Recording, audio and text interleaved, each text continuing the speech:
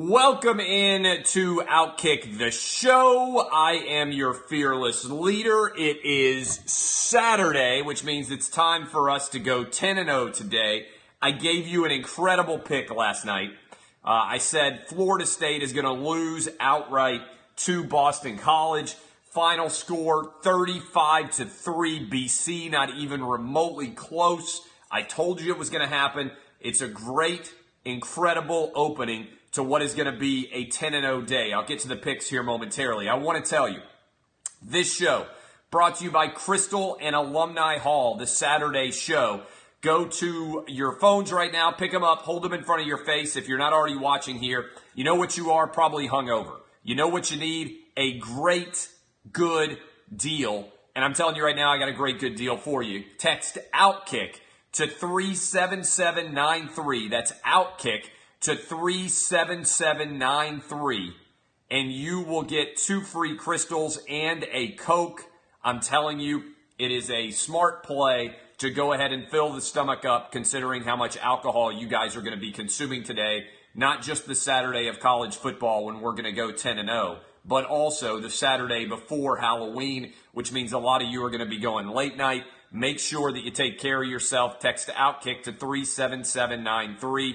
and you will get 2 free crystals and a Coke. Also, right now, Alumni Hall is hooking up everybody who is watching this and or listening to it wherever you are in the great United States. You can go to alumnihall.com, and if you use the code OUTKICK, you get 15% off all of their gear, and you get free shipping. That's a good way to get started with your Christmas shopping early. That's alumnihall.com, whatever gear you want. 15% off with free shipping if you put in the code OUTKICK. All right. Somebody asking already, how much Twitter stock do you own? A lot. I made a lot of money in the last several days on the explosion in value in Twitter that I've been telling you guys to be on top of. And that is a good feeling indeed. All right. I want to start here with thoughts on the Texans situation before I even get to the college football money that I'm going to make you today by going 10-0. And this is crazy to me. So the owner of the Texans, Bob McNair, he's 79 years old. He'll turn 80 in December. In a private owners meeting, he said, you can't have the inmates running the prison. Now, what he did was mess up this idiom, this cliche that the vast majority of you watching right now have probably heard at some point in your life. Maybe your parents have said it in response to when the kids try to say, hey, can we do X, Y, or Z? And your parents say, hey, no, I'm not going to have the inmates running the asylum. The phrase is inmates running the asylum. But what is interesting about this phrase is actually, while the Bob McNair messed it up, inmates running the prison makes more sense, since technically I don't believe the inmates are in the asylum. So he messed up the cliche, but the context is what's important here. What he's saying is you can't have employees effectively running the business and making bad decisions that overall impact the structure and soundness of a business. It's a cliche that is almost, I thought, universally known. It is not a literal comparison of employees to inmates, and it certainly is not a literal comparison between a company and a prison. It's like saying you don't want to throw the baby out with the bathwater. You're not literally saying, oh, let's throw the baby out. It means that when you're throwing the bathwater out, you don't want to throw the baby too. Like, it's a phrase. When it's raining cats and dogs, there aren't literally cats and dogs coming down from the sky above. When you say a penny for your thoughts, you are not literally paying somebody a penny for their thoughts. All of these idioms are very widely known. When you say, like, you guys can think of a ton of them right now, this is not in any way literal statement comparing NFL players to inmates in a prison. The fact that people took it in any way to be a literal statement comparing inmates to a prison, and even worse, that media members who should certainly have known better ran wild with this, is mind-boggling. It's mind-boggling to me that this many stupid people are being given voices to create division and animus where there should be none. The protests are bad for the NFL business. Allowing your employees to kill your business is bad for business owners. That is exactly what the owner of the Houston Texans, Bob McNair, was saying. And this belief, like, I can't believe all these Houston Texans players fled the facility because they felt disrespected. My God, this is like 1/billionth as controversial as the average trash talk that happens on the field for an NFL game. How are these guys such tremendous fucking pussies? You know what would happen if my boss said to me at Fox Sports Radio, no, we're not going to do that. We can't have the inmates running the asylum, on a suggestion that I made. I would be like, you know what? He's probably right. He doesn't necessarily need to do something that's good for an employee if it hurts the overall business. I wouldn't even blink. When I was in a law firm as a young associate, I raised my hand. I remember I made a huge case for writing a brief in a certain way, and the managing partner said, "I think that's an incredibly dumb legal argument." I was like, okay, hit me with the facts, what you actually think. Don't tiptoe up to it. I'm not a tiptoe up to it kind of guy. If at any point in time somebody had responded to your opinion and you were an employee and they said, no, we're not going to do that, we can't have the inmates running the asylum, or we can't have the inmates running the prison, which actually makes more sense than the inmates running the asylum, and is probably a common misconception when it comes to what the cliche is. Frankly, the cliche probably should have been, can't have the inmates running the prison, instead of you can't have the inmates running the asylum, since people in a mental asylum are not technically inmates unless they're in a asylum prison, right? I mean, that's complicated, but it's a phrase. My point is, it's a phrase that's very well known, where your employer, the person who pays your check, is not in the business of making sure that you are happy. They're not in the business of listening to all of your ideas because they have a wider universe of experience. The fact that I'm the only person who's probably going to say this, DeAndre Hopkins is a fucking pussy. He left and didn't do his job because his boss said about the NFL protests, I don't want the inmates running the prison, and he didn't show up to work? Are you fucking kidding me? And other guys also left and didn't show up for work because their boss said, hey, you fucking knuckleheads, you're bad for my business when you're protesting effectively. If Bob McNair had just been more straightforward and said, hey, guess what? I don't want a bunch of guys who didn't graduate from college and probably haven't read a book in their free time in their entire professional lives to be making decisions about my business, because I know it's bad for the business, because I'm hearing from sponsors and I'm hearing from fans, and they aren't happy with the NFL protest. So I'm not going to let these idiots impact my business. That would have been straightforward. There would have been no unnecessary verbiage there to be confusing. That's exactly what Bob McNair thought. Bob McNair is a businessman. Do you know how you become rich as a businessman? By being fucking good at business. You know what's not good at business? Alienating your core customers in a state like Texas by having guys protest the national anthem. So, to me, this is a total non-story. The players are idiots here. If they haven't heard the phrase, inmates run the asylum, or didn't understand that inmates run the prison, is just a function of a phrase which is an idiom. It's not a literal translation. He's not calling anybody inmates, and he's not calling his team a prison. It's a phrase. It's an idiomatic phrase which is designed, again, like there's so many idioms out there. This is the truth, okay? An idiom. Some of you, what's an idiom? Well, it's not related to an idiot. I'm going to pull up popular idioms. For those of you out there who don't know what an idiom is, consider this to be your education, okay? Popular idioms. I'm looking it up right now. All you had to do, by the way, if you were a Texans player and you didn't understand this, was type it into Google and realize how common it was. English, 50 most useful idioms. All right, I just pulled this up. This is the top result. 50 most useful idioms. A hot potato. When you say something is a hot potato, you probably are not literally referring to a potato being hot. It means something that's talking about it and it's heavily disputed, all right? A penny for your thoughts. I already used that one. Actions speak louder than words. At the drop of a hat. I need you to do this at the drop of a hat. Not literally when I'm dropping a hat. It's an idiom. I need you to do this at the drop of a hat. A hat drops quickly. I need you to be prompt about it. The ball is in your court. It can literally be that the ball is in your court. More accurately, if I go on Twitter and I say, hey, I need you guys to go buy these t-shirts and make me rich. The ball is in your court. That means you have the ball and you have the ability to do things, right? Not literally that I'm giving you a ball in your court. You're barking up the wrong tree. If I say you're barking up the wrong tree, I am not saying that that you are a dog and you are barking. It means that you are imprecise in what's going on. When I say beat around the bush, that doesn't mean literally that I've got a stick and I'm walking around and beating around the bush. It means get to your goddamn point, all right? When I say the best of both worlds, that doesn't mean there are two worlds and I have the best of both of them, okay? I mean, these are all idioms. It's a blessing in disguise. Is it really? Burn the midnight oil. That does not mean that we're going to stay up late and we're going to go get some oil and we're going to burn it after midnight.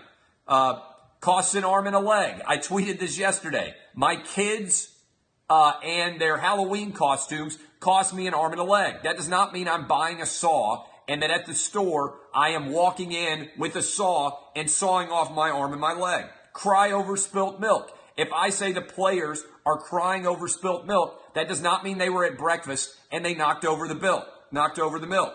Curiosity killed the cat. That does not mean a person named Curiosity killed the cat.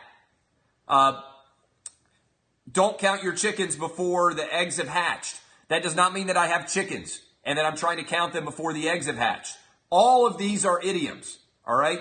Don't put all your eggs in one basket. All of these things are not literally to be taken truthfully. I can't believe that there's so many fucking stupid people in the world that I have to pull out idioms and read all of these to you and say, this is not to be taken literally. You are not being called an inmate. You are not being called in prison. Get a fucking clue, you idiots. You can't leave work and not show up because you don't understand a common phrase being used in a private meeting about how not to destroy a business. You literally are proving his point by leaving and potentially boycotting over a motherfucking idiom. You idiot. That's the damn truth. And this is where we are. And I'm not also going to give all the media that covered this like it was the goddamn Gettysburg Address a pass. You are all smart enough to understand that this was not a literal statement. You had the opportunity to not go over to the baser instincts of stupidity on social media and treat it as if it were a literal truth. You had the opportunity to explain to people who are dumber than you why this was actually insignificant in the larger stratosphere of all that is going on in the world of sports. And instead, you chose to race bait. You chose to turn this into an attack by an owner on a minority players, calling them inmates, calling them people who were in prisons. You, MSESPN, I'm looking right at you. You made the calculated decision to divide us on a comment that was not in any way divisive. It was commonplace. It was an idiom that is used all the time by people of all races who have functional fucking brains and understand what it means. And instead of actually educating people and explaining why this is not a significant story, you chose the cheap route, you chose to race bait, and you chose to divide when you could have used your opportunity as intelligent people to actually get out there and make things better in the universe right now. Just fires me the fuck up because it's so stupid. This guy's blocked. Bye. You're dead. If I see you coming on here complaining about what I'm talking about, you're motherfucking gone. If you want the picks that bad, loser, they've been up for 3 motherfucking days on my website, Outkick.com. Fucking loser. Don't come at me right now. Not when I'm riled up at all the stupidity that I see in the world. I will fucking end you, bitch. All right. Any questions about this? Any questions? Don't step to me right now because I will fucking chop your head off. I will end you. This is not the time. Not the motherfucking time to step to me. I'm not going to let the inmates run the motherfucking asylum in this show. You can be goddamn sure about that. By the way, share this, all the dumb motherfuckers out there who don't understand what idioms are. Throw the baby out with the bathwater. Every cloud has a silver lining, and here's one. There's a lot of dumb motherfuckers, and they have a lot less money than you do.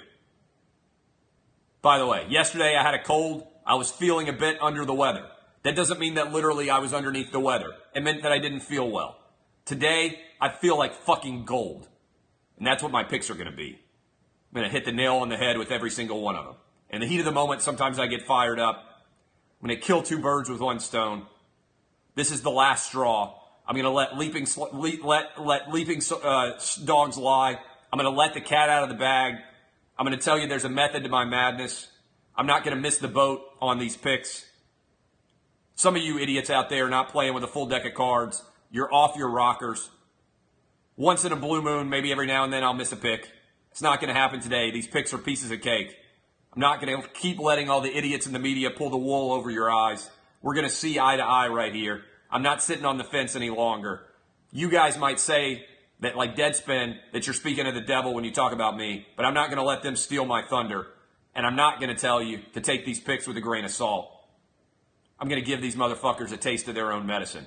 I'm going to give you the whole 9 yards. I'm not going to be caught dead. Your guess, not as good as mine, because we're going 10-0. All of them! Idioms, motherfuckers!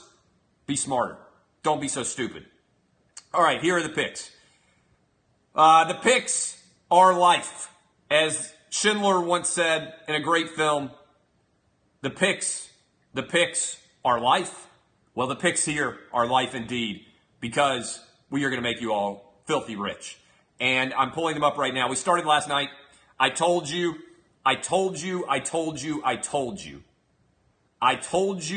to take Boston College to win outright. Friday night. What did you do? Hopefully you listened, because if you did, we're 1-0. 10 more picks to come. Rutgers at Michigan. Wolverines haven't won a game by over 23 points all year. I'm telling you right now, they're not going to do it here either. The line is right around 23 or 24. I'm telling you, take Rutgers plus 23. Michigan's not very good offensively. I don't think they can score enough points. Oklahoma State at West Virginia. West Virginia is about a 7.5-point lead. They've screwed me 2 straight weeks. They gave up the cover late against Baylor. They gave up the Texas Tech cover. I think they're going to keep this game close. It's going to be a lot of points scored. So it's an 11 a.m. kickoff. It kicks off in 30 minutes, roughly 36 minutes. So I like West Virginia to cover here. Kansas State at Kansas. Get an opportunity, you bet against Kansas. I love Kansas State to cover. USC at Arizona State. I gave you this pick at +7. It's now all the way down to around +3. I think Arizona State's going to win outright. Duke at Virginia Tech.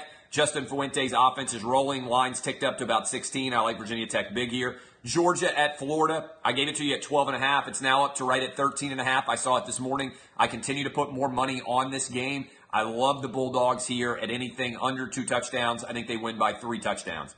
FAU at Western Kentucky. If you're a member of the Outkick VIP, and you should be, $99, you get to come to our VIP events. You get to hang out with us. You're going to absolutely love it. I gave out to you FAU plus 1.5. That line has surged all the way up to FAU -7. Lane Kiffin and Kendall Briles and everybody there, they win by 10 points, double digits at Western Kentucky. Penn State at Ohio State. I love James Franklin's team as a touchdown underdog at Ohio State. Tennessee at Kentucky. This is my blood bank guarantee.